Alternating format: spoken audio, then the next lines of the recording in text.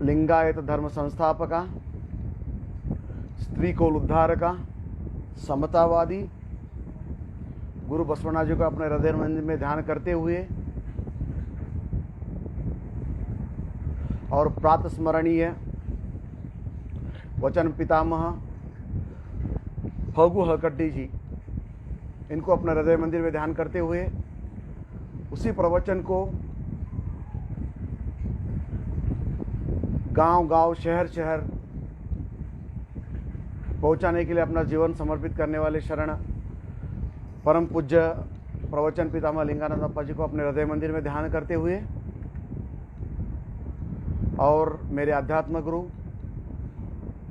मेरे मार्गदर्शक परम पूज्य कोरणेश्वर अप्पा जी को नमन करते हुए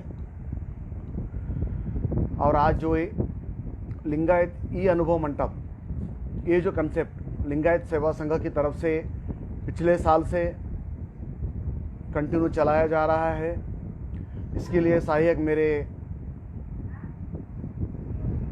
सामाजिक मित्र शिवाभ्यासक शरण श्री विजय कुमार सेठे सर और लिंगायत सेवा संघ महाराष्ट्र के अध्यक्ष डॉक्टर महादेव जोकारे जी, इन सभी का मैं आभार मानता हूं कि जिन्होंने मुझे इस ई अनुभव मंडप में चर्चा करने के लिए मुझे एक अनुकूल समय दिया, क्योंकि पिछले 2 साल से आज ये साल और पिछला 1 साल जहाँ पे जागतिक महामारी जो कोरोना है उसकी वजह से हम बसव जयंती सेलिब्रेट कर नहीं पा रहे हैं। फिजिकली हम लोग सेलिब्रेट कर नहीं पा रहे, इसलिए लिंगायत सेवा संघ ने ये जो कंसेप्ट निकाला, इस कंसेप्ट के माध्यम से हम लोग पूरा 15 दिन से 1 महीना जो अनुभवी विचारवंत लोग हैं उनके थ्रू वचन गायना और उसके साथ में उस वचन के ऊपर डिस्कशन, ये कंसेप्ट लिंगायत सेवा संघ ने रखा हुआ है। पिछले साल भी इसे बहुत अच्छा प्रतिसाद मिला, इस साल भी इससे बहुत बेहतरीन प्रतिसाद मिल रहा है। तो ये आज का जो दिन है संडे 2 मई, इस कार्यक्रम के लिए मुझे चुना गया। मैं चुनावकर्ताओं को फिर से एक बार नमन करता हूं कि जिन्होंने मुझे इस लायक समझा। तो आज जो मैं बसवण्णा का वचन ले रहा हूं, बहुत ही सुंदर वचन है, जिस वचन के माध्यम से गुरु बसवण्णा और बसवादी शरण लोग परमात्मा के पास शिकायत करते हैं, परमात्मा को सवाल पूछते हैं। हालांकि होता क्या है, हर किसी धर्म में अगर हम देखें तो सब लोग परमात्मा की भक्ति करते हैं, उनसे कुछ मांगते हैं, लेकिन लिंगायत धर्म का जो ये कंसेप्ट है, इस कंसेप्ट के माध्यम से सिर्फ भक्ति नहीं दिखाई गई है, सिर्फ पूजा ही नहीं दिखाया। यहाँ पे जो भक्त है, जो याचक है, वो परमात्मा से याचना कर सकता है, उनसे सवाल भी पूछ सकता है।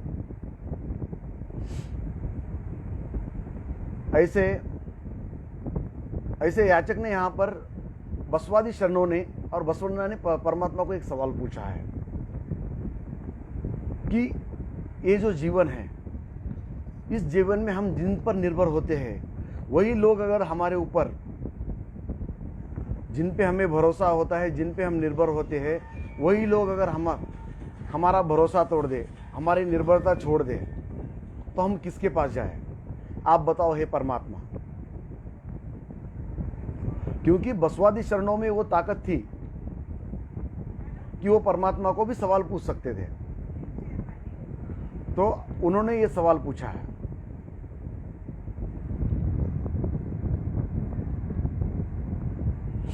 वो सवाल में पूछते हैं, जो गुरु बसवण्णा का बहुत बेहतरीन वचन है, वल्ले हत्ते उरिदरे निलबोदल्लदे, वल्ले हत्ते उरिदरे निलबोदल्लदे, धरे हत्ते उरिदरे निलबारದು, ಧರೆ ಹತ್ತಿ ಉರಿದರೆ ನಿಲ್ಲಬಾರದು, ಏರಿ ನೀರೆಂಬೊಡೆ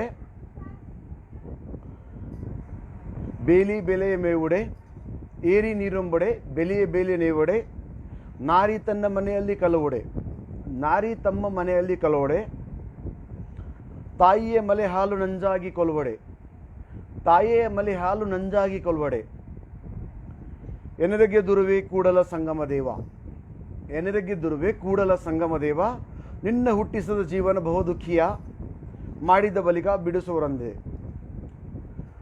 तो इसका मतलब ये होता है वाले हत्ती उरिदरे निलभोदल्लदे, यानी जब अपने घर में जो चूल्हा होता है, चूल्हा अगर जल रहा है तो हम जलता हुआ देख सकते हैं, उसे बुझा सकते हैं। वाले हत्ते उरिदरे नीलभोदल्लदे, यानी घर में जो चूल्हा जलना शुरू हो जाता है तो उसे हम बुझा भी सकते हैं, वो बुझाने की ताकत हमारे पास होती है, या उसको देखते रह सकते हैं। लेकिन धरे हत्ते उरिदरे नीलभोदल्लदे, यानी जब एक इस पृथ्वी का बड़ा भाग है, यानी पृथ्वी है, उसमें जब आग लगी हुई होती है तो हम ना उसे बुझा सकते हैं ना हम देखते ठहर सकते हैं। इस माध्यम से शरण लोग ये समझाना चाह रहे हैं, जैसे कि हमारे घर में अगर से कुछ प्रॉब्लम है, एक छोटा सा अगर से प्रॉब्लम है, उसे हम कहीं ना कहीं सॉल्व कर सकते हैं, क्योंकि वो हमारे कैपेसिटी के अंदर में है, वो हमारे कैपेसिटी के बाहर नहीं है। लेकिन जब इस संसार में बड़ा प्रॉब्लम आ जाता है, वही प्रॉब्लम अगर से इस संसार में चला जाता है, इस संसार में वो प्रॉब्लम स्टार्ट हो जाता है, तो उसे हमें देखते ना ठहरना भी चाहिए, हमें उसे देखते ना ठहरना चाहिए। क्यों? देखिए, अगर घर में हमारे आग लगती है तो हम उसको बुझा सकते हैं, लेकिन प्रपंच में आग लगी हुई है तो वो आग हमको देखते ठहरना नहीं चाहिए, क्योंकि वो हमारे कैपेसिटी के अंदर नहीं है, तुरंत हमें उसको बुझाना चाहिए। धरे हत्ते उरिदरे निलबोदल्लदे, निलबारदु, यानी प्रपंच में अगर से आग लगी होती है हमको रुकना चाहिए। आज की सिचुएशन को ये बहुत अच्छा फिट बैठता है, क्योंकि ये हमारी जिम्मेदारी है। जैसे अभी कोविड-19 का जो सिचुएशन चल रहा है, इस कोविड-19 के सिचुएशन में अगर से हमारे घर में या हमें किसी को अगर से कोरोना महामारी आ जाती है तो हमारे पास में ऑप्शन है उसे रुकाने का। कैसा ऑप्शन है? हम खुद को प्रतिबंधित कर सकते हैं, हम खुद को आइसोलेशन में रख सकते हैं। आइसोलेशन में रख के हम लोग कहीं ना कहीं उसको रोक सकते हैं, ये हमारे हाथ में है। लेकिन अगर से हम ये चीज़ करे बगैर अगर से हम लोग बाहर जाते हैं, बाहर कहीं पर हम घूमते हैं, 4 लोगों में जाकर उसका संसर्ग होता है, 4 लोग उसके संपर्क में आते हैं, तो कहीं ना कहीं वो महामारी 4 से 16, 16 से 32, 32 से 64 ऐसा मल्टीप्लाई होते होते कहीं ना कहीं फैल जाती है। तो उस फैले हुए महामारी को रोकना हमारे हाथ में नहीं है। यही 12वीं शताब्दी में देखो, आज के सिचुएशन को 12वीं शताब्दी का जो वचन है, यानी 900 साल पहले जो बसवादी शरणों ने जो वचन लिख के रखा हुआ है, वो आज भी हमको यहाँ पे काम में आ रहा है। वले हत्ते उरिदरे निलबोदल्लदे धरे हत्ते उरिदरे निलबारदु, यानी वले यानी अपने घर में कोई समस्या आती है तो हम उसको कंट्रोल कर सकते हैं, क्योंकि हमारे अंडर में होता है। लेकिन वही समस्या अगर से समाज में चली जाती है, वही समस्या अगर से पूरे देश व्याप्त हो जाती है तो हमारे अंडर में नहीं होता है, हम उसको रोक नहीं सकते हैं। इसलिए उस समस्या को पहले हमारे तक सीमित करना है। छोटे जब वो समस्या होती है उसको वहीं पे रोकना है, उसको बड़ा होने तक हमको रुकना नहीं है। तो सभी से यही निवेदन है कि 12वीं शताब्दी में जो वचन साहित्य में जो लिखा है, वचन साहित्य क्या है? कोई एक धर्म ग्रंथ या कुछ नहीं है। वचन साहित्य यह है कि आदमी को जीवन जीने का तरीका बताया गया है। आज हम देश का संविधान बोलते हैं, हमारा देश जो है संविधान के ऊपर चल रहा है, लिखा हुआ संविधान के ऊपर चल रहा है। संविधान है क्या? जो 12वीं शताब्दी ने शरणों ने जो वचन साहित्य वचन लिखा है, हमारे को जीवन जीने का जो तरीका बताया गया है, वही तरीका आज संविधान है, उसी का प्रतिरूप संविधान है। आज हम संसद बोलते हैं, संसद में जहां पर कहकर देश का जो सर्वोच्च न्याय सर्वोच्च मंदिर बोलते हैं संसद, उस संसद में जहां पर खासदार लोग एमपी लोग जो जाके डिस्कशन करते हैं समाज की समस्याओं के बारे में, देश की समस्याओं के बारे में, ये डिस्कशन 12वीं शताब्दी में अनुभव मंडप में किया जाता था। 12वीं शताब्दी में शरण लोग अनुभव मंडप में बैठ के समाज की समस्याओं के बारे में, धार्मिक समस्याओं के बारे में बैठकर डिस्कशन करते थे, उसके ऊपर कुछ ना कुछ सॉल्यूशन ढूंढ के निकालते थे। हालांकि आज के संसद में कोई ये कर एक विधायक आ जाता है तो उस विधायक को पारित करने के लिए मिनिमम 60 से 70% वहां पे वोटिंग होना चाहिए, लेकिन 12वीं शताब्दी में ऐसा नहीं था। 12वीं शताब्दी में जो भी विधायक पारित होता था वो 100% विधायक पारित होता था। उस तरह से वो लोग लोगों को कन्विंस किया करते थे, उसमें क्या सच्चाई है और क्या बुराई है वहां पे वो लोग एक्सप्लेन करते थे। उस करने के बाद में ही अनुभव मंडप में एक नियम बनता था। उस अनुभव मंडप का प्रारूप ही आज का पार्लियामेंट है, आज का संसद है। तो उसी तरह से जब वो लोग वहां पे छोटी छोटी समस्याओं को वहीं पे निपटाने की कोशिश करते थे, उसको समाज में फैलने ना देने की कोशिश किया करते थे। वही इस वचन में बताया गया है कि अगर से धरती जलने लगी या धरती में कोई बड़ी समस्या है, समाज में बड़ी समस्या है, तो हम उसको रोक नहीं सकते और हमको रुकना नहीं चाहिए, उसको देखते रुकना नहीं चाहिए, उसको कहीं ना कहीं हमको रोकने की कोशिश करनी चाहिए। उसके बाद में उन्होंने बताते हैं एरी निरुम्बड़े यानी एक पुराने जमाने में क्या होता था, पानी नदी से पानी एक ऊंचे जगह पे लाने के लिए मोट का इस्तेमाल करते थे। मोट यानी बैल को जोप कर एक बड़ा सा चमड़े का एक बड़ा एक हंडा किया जाता था, जिसमें वो पानी भर के वो मोट ऊपर लेके आके गिरा देती थी। या जहां पर कुछ पानी जा रहा है, बह रहा है, वो पानी को इस्तेमाल करने के लिए पानी को कट्टा लगाया जाता था, जिसे बांध भी कहा जाता था। जिस पानी को रोकने के लिए हमने बांध लगाया हुआ है, वही बांध अगर से पानी पीना शुरू कर दिया या वही मोट जो है पानी को पीना शुरू कर दिया, तो बांध लगा के हमको क्या मतलब है। यही उस वचन, उस पंक्ति के माध्यम से बताया जा रहा है कि एरी निरुम्बड़े यानी मोटी या बांध जो है वो पानी पीना शुरू कर दे। जिस पानी को रोकने के लिए हमने बांध लगाया हुआ है, उस बांध में से ही अगर से पानी चला जाए तो उस बांध लगा के मतलब क्या है। जैसे आज के तारीख में हम देखते हैं कि हमने हमारे आज के जो लोकशाही में हम बताते हैं राज्यांग बोलते हैं। राज्यांग है व्यवस्था, प्रशासकीय व्यवस्था है। प्रशासकीय व्यवस्था में जैसे हम पुलिस व्यवस्थापन के बारे में बात करेंगे। पुलिस व्यवस्थापन किस लिए है? आम लोगों को भय से मुक्त करने के लिए पुलिस व्यवस्थापन है। लेकिन आज की वो परिस्थिति है क्या? आज पुलिस स्टेशन में आम आदमी जाने के लिए खुशी से जाता है क्या? वो डर डर के जाता है। क्यों जाता है? वहां जाने पर क्या होगा पता नहीं है। लोगों के मन में आज भी पुलिस के बारे में डर है। क्यों? यानी कहीं ना कहीं जहां पे डर दूर करने की जो जिम्मेदारी पुलिस के ऊपर थी, वो लोग वो जिम्मेदारी से हट गए, लेकिन लोगों के मन में डर पैदा किया कि कोई ना कोई केस बनाकर हम लोग अंदर डाल देंगे, हमको सताएंगे। ये डर यानी जैसे जिन लोगों को जो जिम्मेदारी दी गई है वो जिम्मेदारी वो लोग बाजू में रख दी है, उसके विपरीत काम करने लगे। यानी जिन लोगों को पानी रोकने का जो जिम्मेदारी दिया था, वही लोग अगर से पानी पीना शुरू कर दिए तो हम किसके पास में जाएंगे। उसके बाद में और एक सुंदर पंक्ति है, उसमें बताया गया है कि बेलियो मेवड़े यानी जब ये भारत जो है कृषि प्रधान देश है, इस कृषि प्रधान देश में हम क्या करते हैं? खेत में काम करते हैं। तो खेत में जब अनाज उगता है, उस अनाज की रक्षा करने के लिए खेत के आजू बाजू में हम लोग क्या लगाते हैं? कुंपन लगाते हैं। उसे कुछ लोग बांध कहते हैं, कन्नड़ा में उसके बेली कहते हैं। उसे कांटों की बेली लगाया जाता है। क्यों लगाया जाता है? यानी कोई जो पशु पक्षी है, हिंस्र प्राणी है, अंदर आके फसल खराब ना करे, उस फसल को प्रोटेक्ट करने के लिए हम लोग बेली लगाते हैं। यानी जो भी हमारा खेत है, खेत के जो राउंड में हम लोग कांटों का ऐसा बेली लगाते हैं।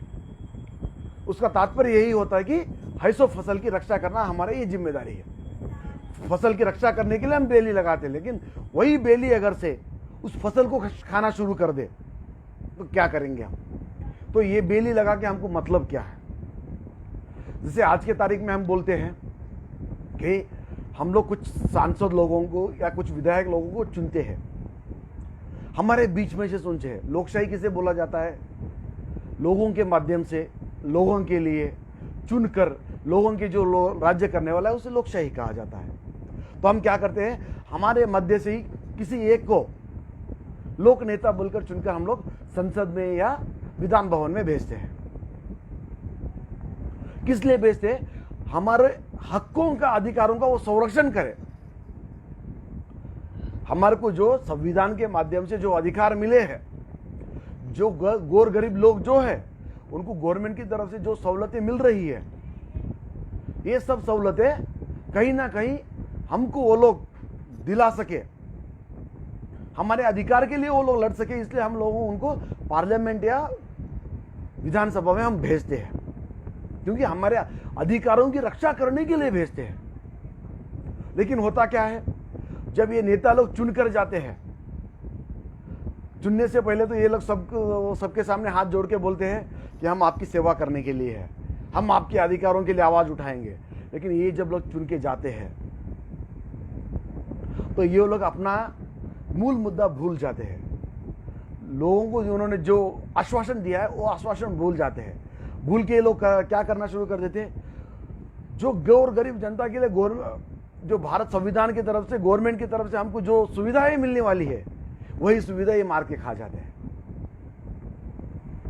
जैसे किसी गरीब किसान को पानी की दिक्कत है, उसके लिए गवर्नमेंट ने बॉडी खोदने के लिए कुछ अनुदान दिया जाता है। वो अनुदान उसे मिलने के बजाय वो क्या करता है, लेके अपने रिश्तेदारों को दे देता है। वो विधायक लेके वो अनुदान अपने रिश्तेदारों में, अपने जो कार्यकर्ता लोग हैं उनमें बांट देता है। तो कहीं ना कहीं ये जो हमारे अधिकारों की रक्षा करने के लिए हमने जिनको भेजा था, वही हमारा अधिकार खाना शुरू कर देते हैं।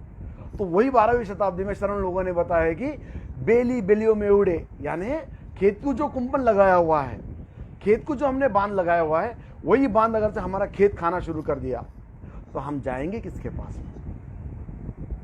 कितना सुंदर बताया देखो। 900 साल के बाद में जो आने वाला सिचुएशन है, 12वीं शताब्दी में शरण लोगों ने उसको जान लिया। इसीलिए तो उन्होंने जो ये सिचुएशन बताया कि ऐसा अगर करना शुरू हो गया, जिनकी रक्षा करने की जिम्मेदारी हमारे ऊपर में है, जो हमारी रक्षा के लिए आवाज उठाने वाले हैं, वही लोग अगर से हमारा हक खाने लगे तो हम जाएंगे किसके पास में? उसके बाद में एक सुंदर और पंक्ति है। वो पंक्ति ये है कि नारी तन्न मनियल्ली कलवड़े, यानी नारी यानी स्त्री। यहाँ पे नारी का जो संबोधन है अपने सहचारिणी या माता की तरफ दिखाया गया है। नारी तन मनियल्ली कलवड़े, यानी एक घर चलने की जीने की जिम्मेदारी एक महिला के ऊपर होती है, अपने सहचारिणी के ऊपर होती है। तो उस घर में हम हर चीज अपने बिंदास घर में रखते हैं। क्यों रखते हैं? यानी उस घर को चलाने की जिम्मेदारी उनके ऊपर है। घर का हर जो चीज है उनके ऊपर में है और वो खुद से अच्छा चलाते हैं, हमको मालूम है, हमको वो भरोसा है, इसलिए हम घर में हर चीज उनके ऊपर छोड़ देते हैं। लेकिन वही नारी है घर से, जिनके ऊपर घर की जिम्मेदारी दी गई है, वो घर में चोरी करना शुरू कर दे तो हम घर की जिम्मेदारी किसके ऊपर छोड़ेंगे? नारी तन्न मनियल्ली कलवड़े, यानी सहचारी घर में चोरी करने लगे तो जिनके ऊपर घर की जिम्मेदारी है, जिनके ऊपर घर का पूरा कारोबार है, वही अगर से उस कारोबार में नीचे ऊपर करने लगे या चोरी करने लगे तो हम किसके ऊपर में भरोसा करेंगे? उसके बाद में और सुंदर बताया उन्होंने। उसके बाद में उन्होंने क्या बताया कि ताई मलिहाल नंजागी कोलवड़े। देखिए, इस प्रपंच में हम किसी चीज के ऊपर भरोसा कर सकते हैं, नहीं कर सकते हैं, लेकिन जब हम पृथ्वी तल पर आते हैं, यानी जब हमारा जन्म होता है, तो हमारा सबसे पहला जो भरोसा है, सबसे पहला जो अधिकार है, अपने माता के ऊपर में होता है। क्यों? क्योंकि 9 महीने उन्होंने ही हमको संरक्षण दिया हुआ है। 9 महीने उन्होंने ही हमको संरक्षण देने के बाद, इस पृथ्वी तल पर आने के बाद भी पहला हमारा जो भी जिम्मेदारी है, पहला हमारा जो भी भरोसा होता है, हमारे माता के ऊपर होता है। हमारे माता के ऊपर होता है। और उसके बाद में भी हमारे अगर पृथ्वी तल पर आने के बाद में हमारे अगर से पेट में, हमारे मुंह में अगर से पहला कुछ अगर अन्न जाता है तो वो माता का दूध जाता है। इस प्रपंच में माता के दूध को अमृत से भी ज्यादा वैल्यू है। जो अमृत अमर कर देता है बोलते हैं, उस अमृत से भी ज्यादा पानी जो जीवन बोलते हैं, उससे भी ज्यादा जो इस्लाम में आधे जमजम बोलते हैं, जो होली वाटर यानी भगवान का पानी बोलते हैं, उससे भी अगर से पवित्र और होली कुछ है हमारे पास तो माता का दूध है।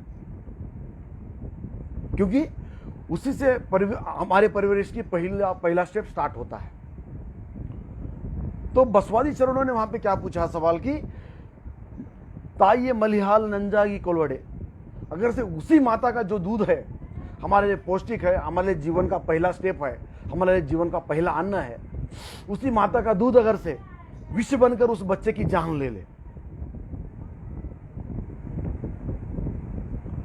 जिस दूध को हम पोषक आहार बोलते हैं, जो माता का दूध है हमारा पहले जीवन का पहला भोजन है, वही भोजन अगर से हमको विष होके अगर से उस बच्चे को मार दे या बच्चे के जीवन में अस्वस्थता निर्माण कर दे, तो ऐसे दूध का क्या मतलब। जिस दूध से बच्चे का जीवन खराब हो जाए, जिस माता के दूध से बच्चे का जीवन अगर से मिट जाए, तो बच्चा किसके पास में जाकर गुहार करे, किसके पास में जाकर अपनी समस्या बताए, किसके पास में जाकर अपनी तकरार बताए। देखो कितना सुंदर वचन है, कितना सुंदर दृष्टांत दिया है उन्होंने। नारिये मलिहाल नंजागी कोलवड़े, ताइये मलिहागी नल्लंजाड़े कोलवड़े, यानी माता का जो दूध है, माता के स्तन का जो दूध है, वो दूध अगर से उस बच्चे को अपायकारक हो जाए तो बच्चा किसके पास में गुहार लगा है। 9 महीने से जिसके ऊपर भरोसा करके उस दुनिया में आया, 9 महीने जिन्होंने उसको संभाला, वही अगर से उसको मारने लगे तो वो किसके पास में तकरार करे। तो ऐसी स्थिति में हम क्या कहते हैं, एनरागी दुरोड़े कूड़ल संगम देवा। तो ऐसे सिचुएशन जब हमारे में आ जाए तो हम जाकर किसके पास में तकरार करें।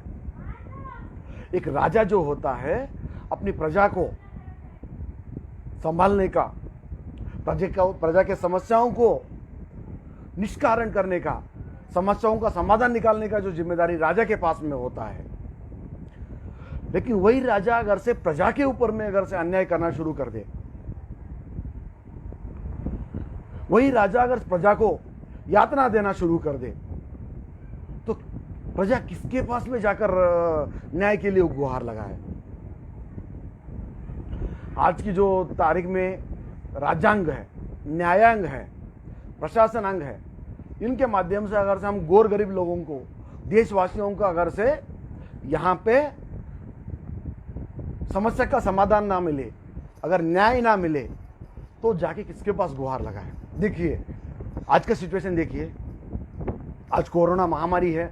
इस कोरोना महामारी में प्रशासन का कार्य है कि लोगों में जो समस्याएं उद्भव हो रही है, उस समस्याओं को रोकना, साथ में उस बीमारी को रोकने का प्रयास करना, और लोगों को जो सुविधाएं चाहिए, जैसे मेडिसिन, अस्पताल में बेड या ऑक्सीजन की पूर्तता, ये सिर्फ चीजें कौन करना चाहिए, प्रशासन ना करना चाहिए। लेकिन आज का प्रशासन ऐसा नहीं दिख रहा है। क्या कर रहा है प्रशासन? अपने स्वार्थ के लिए कहीं ना कहीं वो इस चीजों को दूर रख रहा है। कैसे? फॉर एग्जांपल देखिए, आज प्रशासन का सबसे बड़ा काम और बड़ा कार्य क्या है, आए हुए महामारी के ऊपर में कहीं ना कहीं ये कर उसके ऊपर समाधान निकाल कर सुविधाएं निर्माण करना उसका काम है। लेकिन प्रशासन उससे भी ज्यादा कहीं पर मशगूल है बोले तो वो इलेक्शन में मशगूल है। आज 4 स्टेट में इलेक्शन हो चुके हैं ऑलरेडी, जैसे पश्चिम बंगाल है, आसाम है, केरला है, तमिलनाडु है। इस 4 स्टेट में जो इलेक्शन हो रहे हैं, इलेक्शन में जो कैंपेन हो रहा है, आज की इस महामारी में अड़चन क्या है हमें, जहां पर कहीं ना कहीं सोशल डिस्टेंस मेंटेन करना है, बहुत से लोग एक जगह पे आना नहीं है, मास्क का इस्तेमाल करना है। ये करने की वजह से इस महामारी को कहीं ना कहीं पे रोक मिल सकती है, लेकिन नहीं, आज का प्रशासन क्या कर रहा है, वो अपनी सीट के लिए, अपने पॉलिटिकल करियर के लिए उन्होंने ये सब चीजों को कहीं ना कहीं बाजू में रखकर बड़े बड़े रैलियां करना शुरू कर दी है, जिस रैली में 10-10 हजार 20-20 हजार लोग आ रहे हैं। 20,000 लोगों की रैली में अगर से वो संसर्ग फैल जाता है तो देश में ये महामारी कम हो जाएगी या ज्यादा हो जाएगी, ये हमें सोचना चाहिए। आज हम 21वीं शताब्दी में पढ़े लिखे लोग हैं, जो लोग आज वोट डालने गए हुए, जो लोग रैली में गए हुए, उसमें 70% पढ़े लिखे लोग हैं। वो लोग रैली में जाने से पहले अपनी जिम्मेदारी को समझना चाहिए। क्या समझना चाहिए? आज संसर्ग है, आज हम लोग 4 लोग 5 लोगों के पास में बैठकर 4 लोग 5 लोग भी हम लोग एक जगह पे जमा नहीं हो रहे। क्यों बोले तो सोशल डिस्टेंसिंग रखना चाहिए, 2 गज की दूरी रखना चाहिए। वही प्रधानमंत्री जो है हमको सोशल डिस्टेंसिंग के बारे में बहुत बार टीवी पर आकर मन की बात में या बहुत लाइव में बताते हैं कि हमको सोशल डिस्टेंसिंग रखना है, हमको सैनिटाइजर यूज करना है, हमको मास्क लगाना है। लेकिन रैली में सोशल डिस्टेंसिंग कहां पर चली गई? रैली में जो गृह मंत्री है, प्रधानमंत्री है या विपक्ष के नेता लोग हैं, जो लोग रैली में बगैर मास्क लगाए, जहां पर वो लोग स्पीच कर रहे हैं, बहुत से लोगों के क्राउड में वो लोग जमा हो रहे हैं, तो कहां पर गई सोशल डिस्टेंसिंग, कहां पर गया मास्क? वहां पर तो जहां पर जिन लोगों में देश को सुधारने की जिम्मेदारी है, देश में आए हुए समस्याओं को निष्कारण करने की जिम्मेदारी जिन लोगों के ऊपर में, वही लोग उस बीमारी को यहां पे बढ़ावा दे रहे हैं। तो कहां पर ये जिम्मेदारी, ये महामारी कंट्रोल हो जाएगी? जहां पर पिछले साल में 1 लाख 1.5 लाख से ज्यादा केस नहीं बढ़े थे, आज एक दिन में, आज के तारीख में 4 लाख केस अपने देश में आ रहे हैं। फिर भी ये लोग अभी तक लॉकडाउन नहीं किया। क्यों नहीं किया? क्योंकि इलेक्शन के चरण थे, 28 से 30 तारीख तक इनके इलेक्शन के चरण थे। उसके बाद में आज 2 तारीख है, आज इनका काउंटिंग है, इसलिए उन्होंने लॉकडाउन नहीं किया। अगर लॉकडाउन करते तो इलेक्शन नहीं होता पाता, फिर इनके सीट्स नहीं आती, इसलिए इन लोगों ने लॉकडाउन नहीं किया। यानी कहीं ना कहीं जिन लोगों के ऊपर में देश को संभालने की जिम्मेदारी है, जिन लोगों के ऊपर में देश के समस्याओं को निष्कारण करने की जिम्मेदारी है, वो लोग इस जिम्मेदारी से दूर होकर अपने स्वार्थ के लिए देश की जनता को इस महामारी में ढकल रहे हैं। तो ये देश की आम जनता जो है किसके पास में जाए? हालांकि उनको सुप्रीम कोर्ट ने कहीं ना कहीं इनको फटकार लगाई है कि आप लोग इसके लिए क्या कर रहे हैं। मद्रास हाई कोर्ट ने तमिलनाडु गवर्नमेंट को बताया कि ऐसे महामारी के टाइम में, उन्होंने निर्वाचन आयोग को भी फटकार लगाई कि ऐसे महामारी के टाइम में आपने इलेक्शन कैंपेन के लिए कैसे अलाउड किया, जहां पर आपको महामारी रोकने के लिए, सोशल डिस्टेंसिंग मेंटेन करने के लिए लोगों का जमावड़े को यहां कहीं ना कहीं आपको रोकना है, लेकिन वहां पे आपने उनको अलाउड कैसे किया? तेलंगाना गवर्नमेंट ने, तेलंगाना हाई कोर्ट ने गवर्नमेंट को ऑलरेडी फटकार लगाई है कि जब महामारी चल रही है तो आप लोग क्या कर रहे हैं। यहां पर भी बहुत से डिस्ट्रिक्टों में इलेक्शन चल रहे हैं, म्युनिसिपल कॉर्पोरेशन में जहां पे सीट जो खाली हो चुकी है वहां पर भी बाई इलेक्शन चल रहे हैं। ये सब इलेक्शन के चक्कर में वो लोग वहां पे ये नहीं कर रहे हैं, लॉकडाउन नहीं कर रहे हैं। लॉकडाउन न करने की वजह से कहीं ना कहीं केसेस बढ़ रहे हैं। इसका फायदा किसको हो रहा है? सिंपल है, जो प्रभुत्व में बैठे बड़े बड़े लोग हैं, जिनके कारपोरेट हॉस्पिटल्स है। आज कारपोरेट हॉस्पिटल में ठहरने के लिए जगह नहीं है, एक भी बेड खाली नहीं है। जब भी एक कोविड का पेशेंट जाता है तो मिनिमम उसको वहां पे 8 से 10 लाख रुपए लगाना पड़ता है।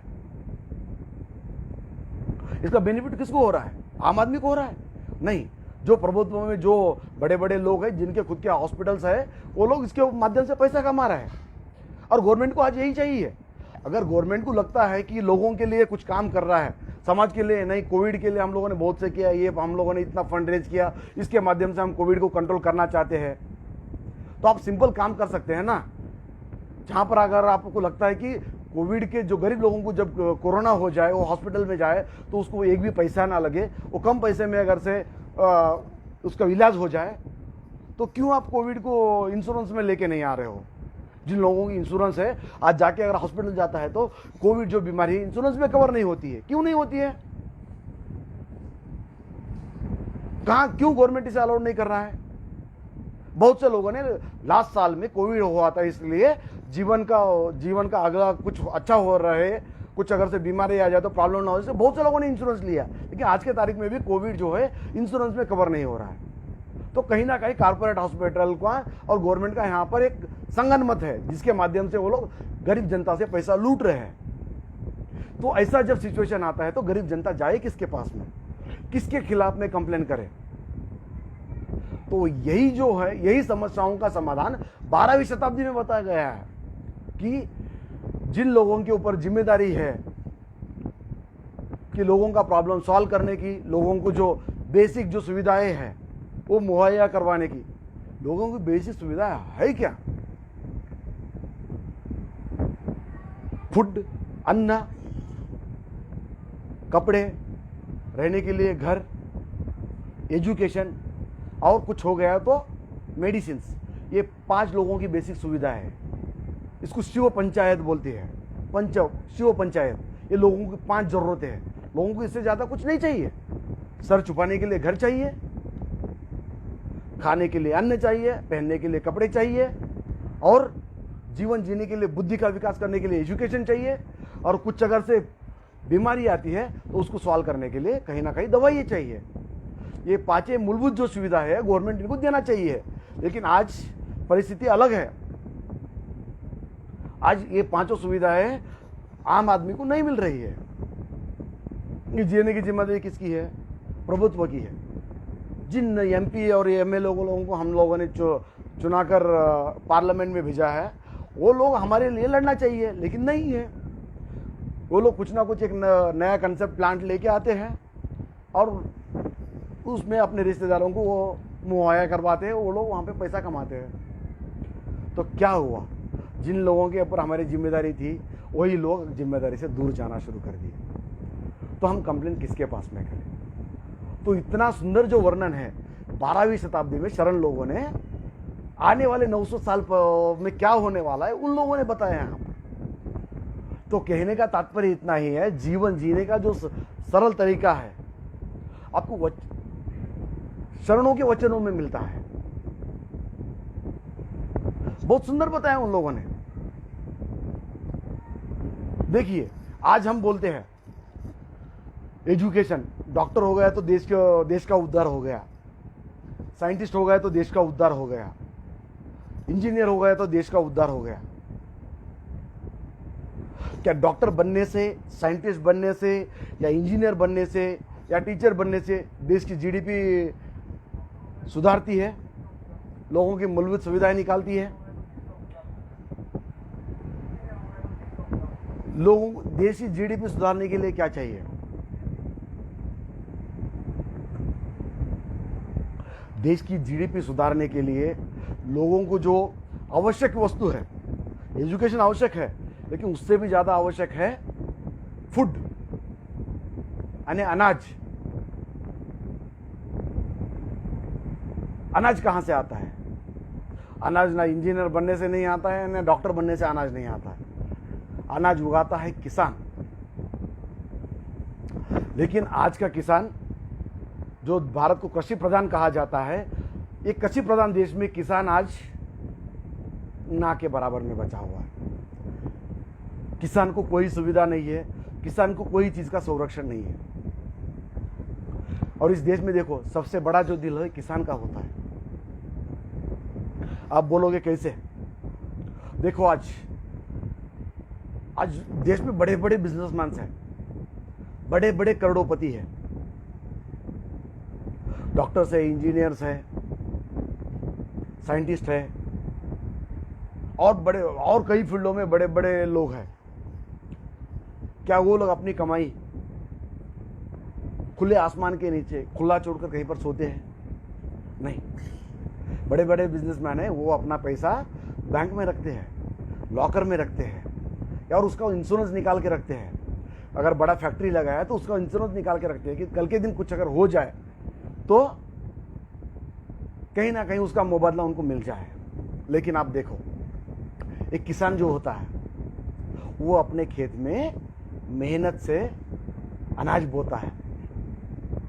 बहुत से काम करने के बाद कहीं ना कहीं 4-5 महीने के बाद में खेत में फसल आ जाती है, उस फसल को उसको सिक्योरिटी नहीं है। क्यों नहीं है? देखिए, वो फसल आकर कहीं 2-3 दिन में अगर से उस फसल को पूरा राशि करने वाला होता है, अचानक क्या होता है, आसमानी संकट आ जाता है,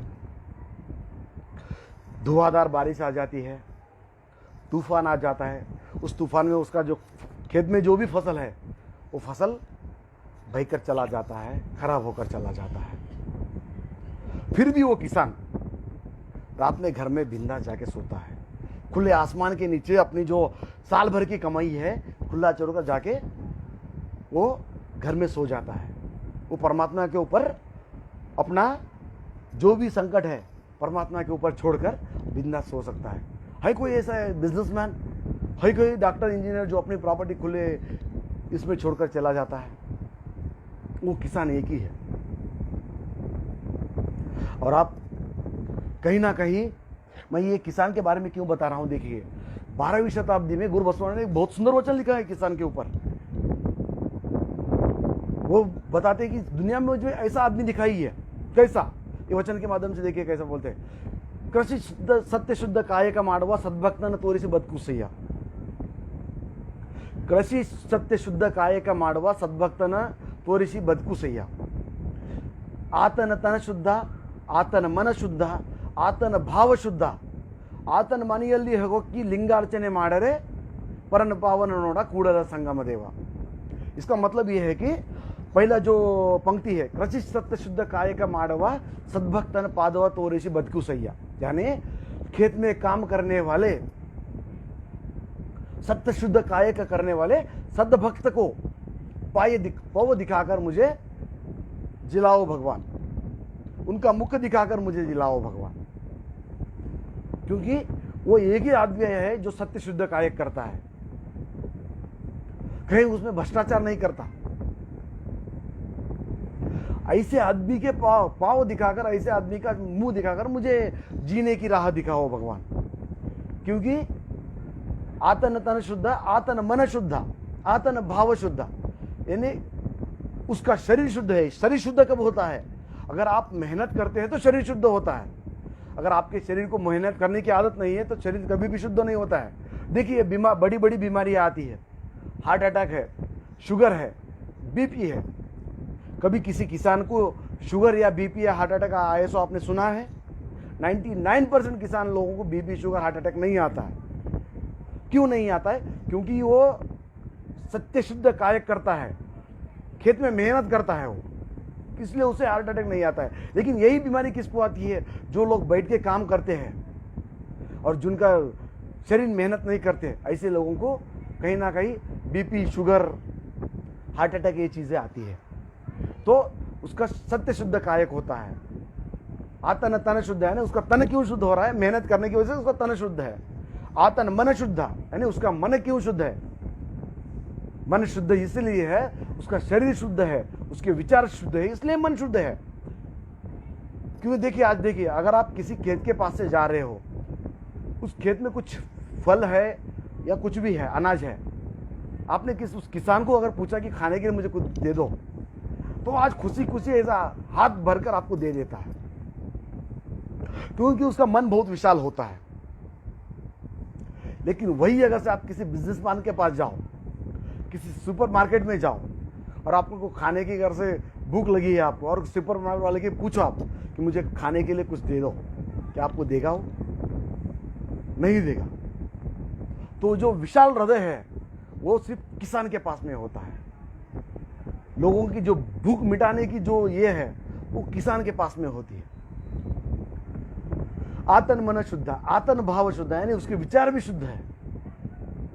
आतन मನೆಯಲ್ಲಿ ಹೋಗಿ लिंगार्चने ಮಾಡುವೆ गुरु पावन नोड़ा, यानी हम जो लिंग की पूजा करते हैं, हम जो परमात्मा को याद करते हैं, वही से आदमी के घर में जाकर अगर से हम परमात्मा को याद करेंगे तो वहीं पे हमको परमात्मा मिल चुका है, वहीं पे हमको गुरु को प्राप्ति हो चुकी है। ऐसा इस वचन के माध्यम से बसवादी शरण लोगों ने आपको बताने की कोशिश की है कि कैसे लोगों के संगत में हमको रहना चाहिए।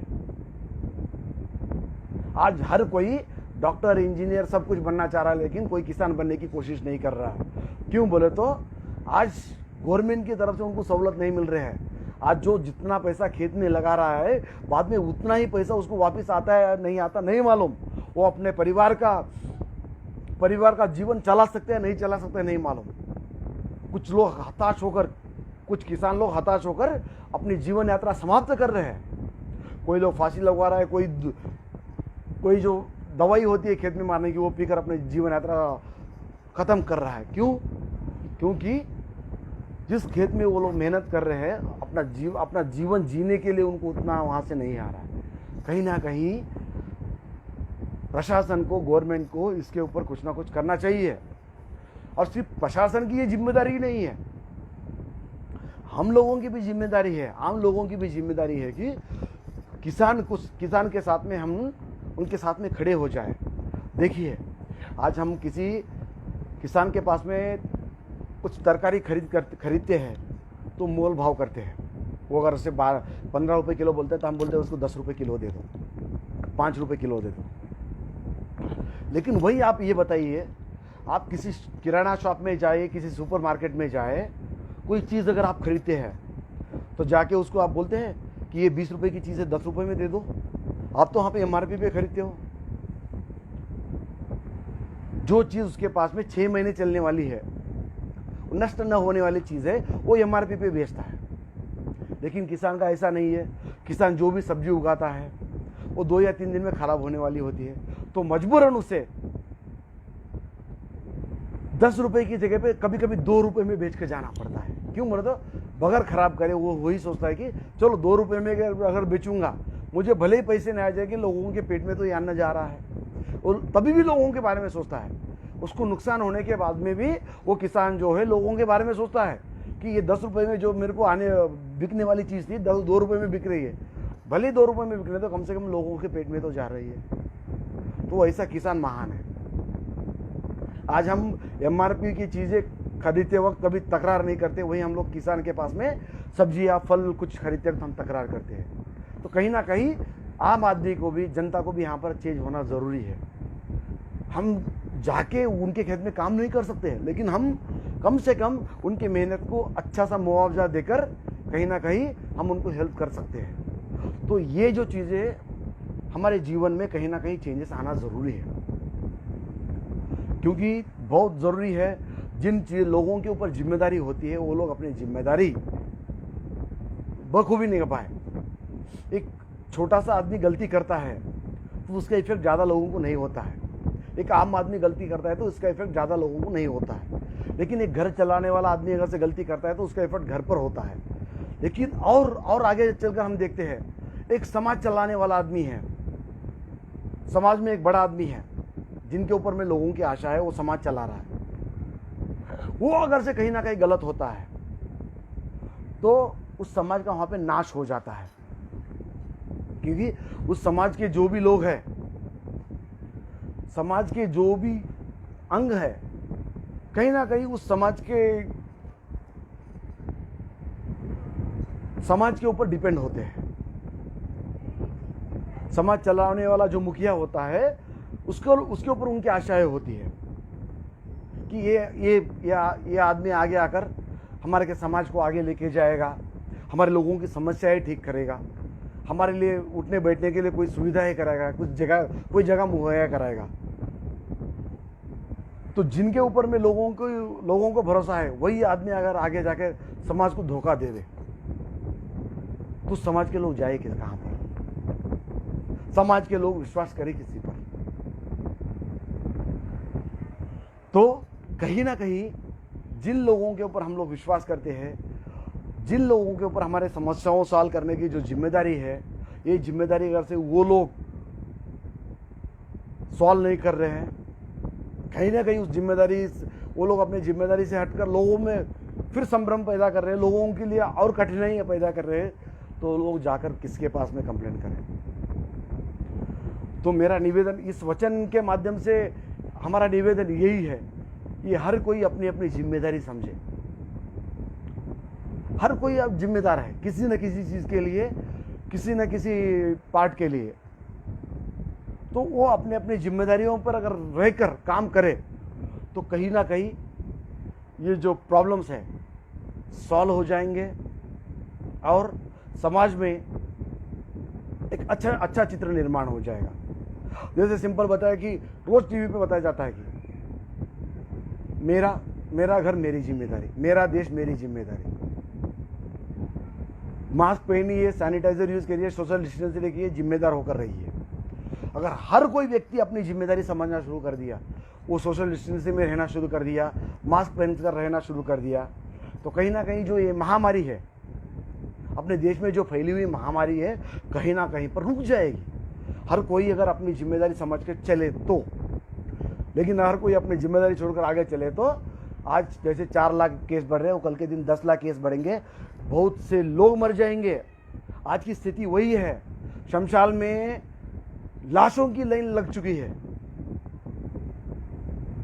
जलाने के लिए जगह नहीं मिल रही है। ये स्थिति क्यों आ गई है? आज के तारीख में भी कुछ स्वार्थी लोग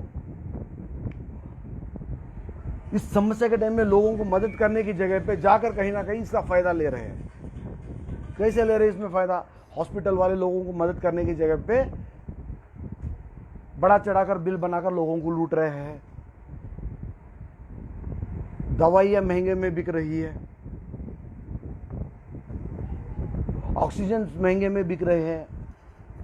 तो कहीं ना कहीं इस सिचुएशन आने के बाद भी लोग अपने स्वार्थ के लिए, अपने प्रॉफिट के लिए लोगों को यहाँ पे कष्ट में डाल रहे हैं।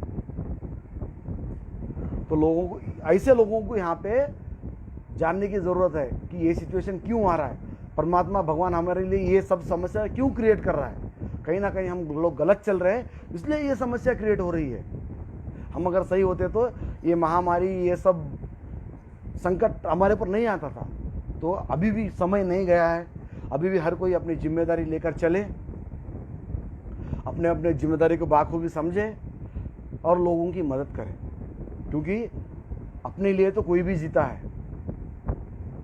क्योंकि आप बहुत से जानवर देखे, इस दुनिया में कोई भूखा नहीं मरता। परमात्मा, अगर ऐसा आप जिस दुनिया में पैदा हो चुके हो तो कहीं ना कहीं परमात्मा आपके लिए खाने पीने का प्रबंध मरने तक बना के रखा हुआ रहता है। एक कुत्ता है, एक बिल्ली है, एक जानवर है, उससे भी खाना मिलता है बगैर काम करे। वो लोग काम नहीं करते, इंसान काम करता है। क्योंकि इंसान के पास में बुद्धि है, उस बुद्धि का इस्तेमाल कहीं ना कहीं लोगों के अच्छे के लिए करना चाहिए। क्योंकि देखिए, आज उनको भी खाना मिलता है, हमको भी खाना मिलता है, उनमें हमें क्या फ़र्क है?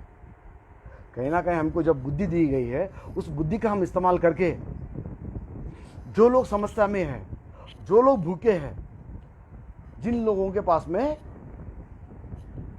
खाना परचेज करने के लिए पैसे नहीं है, दवाइयाँ परचेज करने के पैसे नहीं है, तो कहीं ना कहीं हमारी जिम्मेदारी क्या बनती है? ऐसे लोगों की समस्या हम लोग दूर करें, उन लोगों को सहायता करें। जब हर व्यक्ति अपने आजू बाजू वालों का दुख अगर से जानकर उनको सहयोग करता है तो कहीं ना कहीं ये समाज, ये देश समस्या से बाहर निकल सकता है। ज़रूरत है हमको आजू बाजुओं का दुख जानने की ज़रूरत है, लोगों की समस्या जानने की ज़रूरत है, उनके लिए आगे आने की ज़रूरत है। तो इस वचन के माध्यम से, क्योंकि समय ज़्यादा नहीं दिया गया है, सिर्फ 1 घंटे का समय है, तकरीबन 50 से 55 मिनट मैं ले चुका हूँ। क्योंकि समय का भान होना बहुत ज़रूरी होता है। क्योंकि सामने वाले सुन रहे बोल के हम कितना भी बताएंगे तो ऐसा नहीं होता है। समय का वैल्यू होना ज़रूरी है। क्योंकि क्या होता है, अगर समय का वैल्यू नहीं है तो उसका विपरीत परिणाम दिखाई देता है। कभी भी समय का वैल्यू ध्यान में रख के ही चलना चाहिए आदमी ने। नहीं तो कैसा होता है, देखिए, अगर भैंस को पानी में छोड़ा जाए, वो कितना भी घंटे बैठ जाती है। भैंस को पानी में छोड़ा जाए तो कितना भी घंटे बैठ जाती है। अगर महिला को शॉपिंग के लिए छोड़ा जाए तो उनको समय का भान नहीं रहता है। और जो बात करने वाले होते हैं, उनके हाथ में माइक दिया जाए, वो कितने भी घंटे बात करते हैं। तो ऐसा नहीं होना चाहिए। कहीं ना कहीं समय का भान रखकर आप सब लोगों ने अपना कीमती समय निकालकर ये लाइव प्रोग्राम देखा। इस प्रोग्राम के समय में किसी के ऊपर मेरे पास से मेरे बातों में से किसी के ऊपर टीका भी हो चुकी होंगी, या मेरे पास से कुछ गलत लफ्ज़ या वर्ड भी निकले होंगे, तो मैं उसके लिए सभी से हाथ जोड़कर क्षमा चाहता हूँ। और आयोजकों ने इतना अच्छा सुंदर प्रोग्राम आयोजन किया और उसमें मुझे चांस दिया। सब आयोजकों का, स्पेशली महादेव जोकारे सर, विजय कुमार सेठे सर, इन सब का मैं मनपूर्वक आभार व्यक्त करता हूं। और जिन लोगों ने भी इस कार्यक्रम को लाइव में देखा है, उन सभी को मैं हृदयपूर्वक प्रणाम करता हूं। अगर किसी को कुछ पूछना है, 5 मिनट का समय है, किसी को अगर से मेरे इस डिस्कशन में या वचन में कुछ सवाल होंगे उनके पास में, तो वो सवाल अगर से वहाँ पे चाट करके पूछ सकते हैं मुझसे। 1-2 मिनट का समय है यहाँ।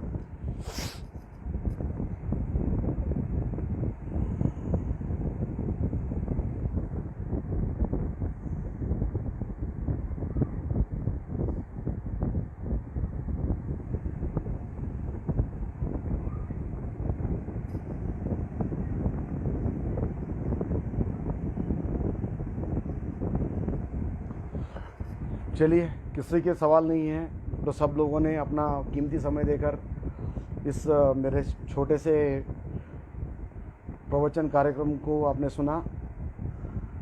आयोजकों को फिर से एक बार धन्यवाद। आप सभी को फिर से एक बार यही विनंती है, आप आपकी जिम्मेदारी समझे, एक दूसरों की मदद करें और इस कोरोना महामारी से सब लोग अपने घर परिवार को सुरक्षित रखें, अपने समाज को सुरक्षित रखें और अपने देश को सुरक्षित रखें। ऐसे कहकर मेरी इस सेवा को पूर्ण विराम करता हूँ। जय बसवा, जय भारत, शरणु शरणार्थी।